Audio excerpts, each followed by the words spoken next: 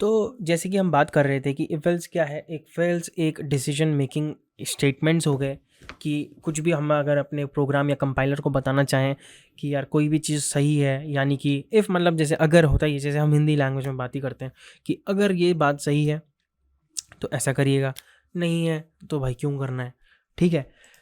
तो ये हमारा इफ एल्स केस हो गया, बहुत बेसिक उसमें।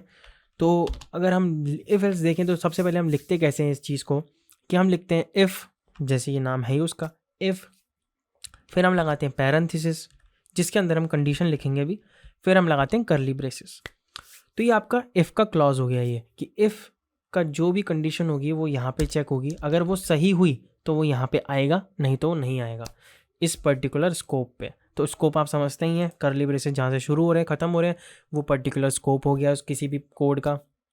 जैसे मेन फंक्शन का ये है, इफ़ का इतना है।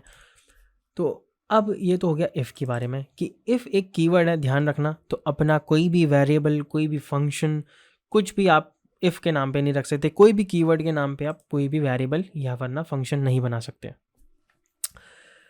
तो अब चलते हैं कंडीशन लिखने पे। तो मैंने जैसे बताया कि पैरेंथेसिस के अंदर आप कंडीशन लिखते हो, तो कंडीशन मैं इस केस में लिखना चाहूँगा। इससे पहले हमने देखा कि लॉजिकल क्या होते हैं, लॉजिकल ऑपरेटर्स या लॉजिकल ऑपरेंड्स क्या होते हैं।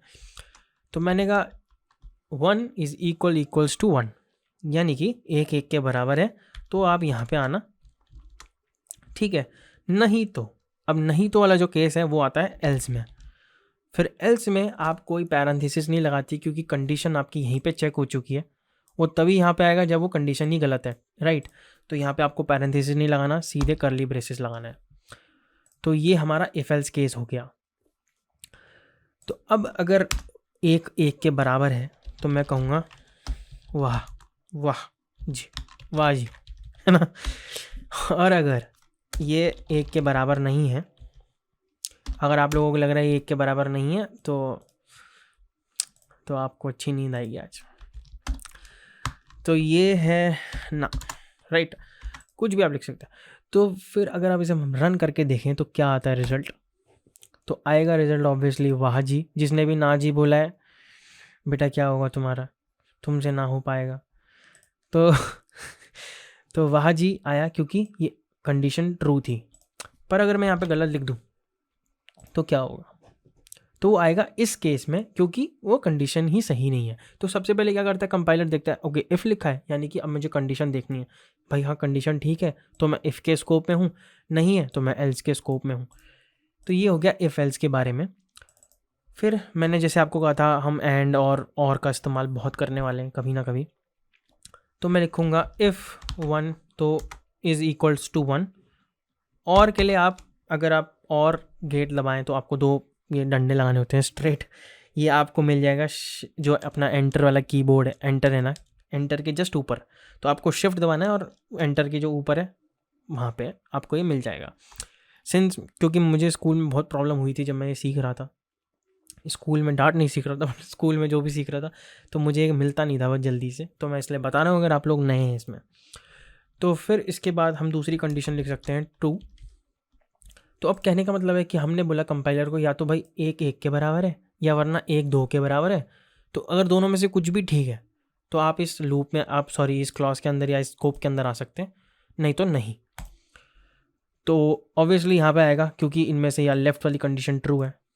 बट अगर मैं यहाँ पे एंड लगा दूँ, यानी कि लेफ्ट वाली भी सही होनी चाहिए और राइट वाली भी सही होनी चाहिए, तो क्या होगा, ऑब्वियसली दोनों सही नहीं है, एक गलत है इनमें से, तो इस केस में आ गया।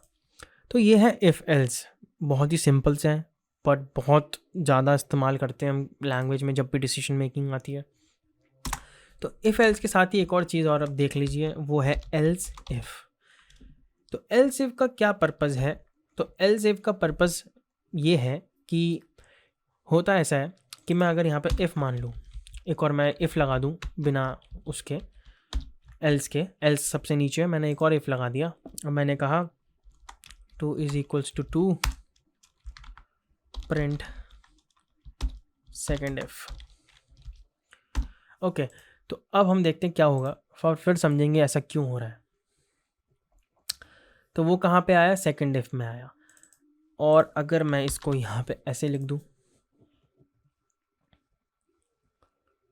तो आप देख सकते हैं कि ये जो इफ़ कंडीशन है, जो डार्ट की पर्टिकुलर बात की जाए कि इफ़ कंडीशन यहाँ पे भी यूज़ हो रही है कि आप यहाँ पे अगर आपको और भी लिखनी है कि जैसे मान लो 2 = 2 था या 3 = 3 है या वरना कुछ भी चीज़, तो आप यहाँ पे एक अलग इफ़ केस लगा सकते हैं, ओके। या वरना आप लगा सकते हैं एल्स इफ़, वो भी सेम चीज़ करने वाला है। तो अब एल्स इफ़ में क्या हुआ एल्स इफ़ में ये हुआ, तो आपने देखा कि यहाँ से हमारा सेकंड इफ़ गायब हो गया। क्यों? होता ऐसा है कि अगर आप इफ़ लगा दें तो जो कंपाइलर है, कंपाइलर को बोलते हैं हाँ भाई ये वाला भी चेक करना है, ये वाला भी चेक करना है, ठीक है। पर अगर एल्स इफ लगा दिया तो ऐसा होता है कि वो कंपाइलर को बताना है ये तो चेक कर लो, अगर ये ठीक है, और अगर ये ठीक है तो ठीक है, अगर ये गलत है इन केस तो आप तब यहाँ पे आए, अदरवाइज नहीं आए। आई थिंक आप लोगों को कॉम्प्लिकेटेड नहीं लग रहा हो। तो इफ़ में क्या होता है, अगर आप सिर्फ इफ़ लिखते हैं कितनी भी बार, वो हर एक इफ़ ब्लॉक पे जाएगा, हर एक इफ़ ब्लॉक पे। पर अगर आप एल्स इफ़ लगाएंगे तो वो नहीं जाएगा। तो ये है फ़र्क, और इस तरीके से आप इफ़ एल्स का यूज़ कर सकते हैं।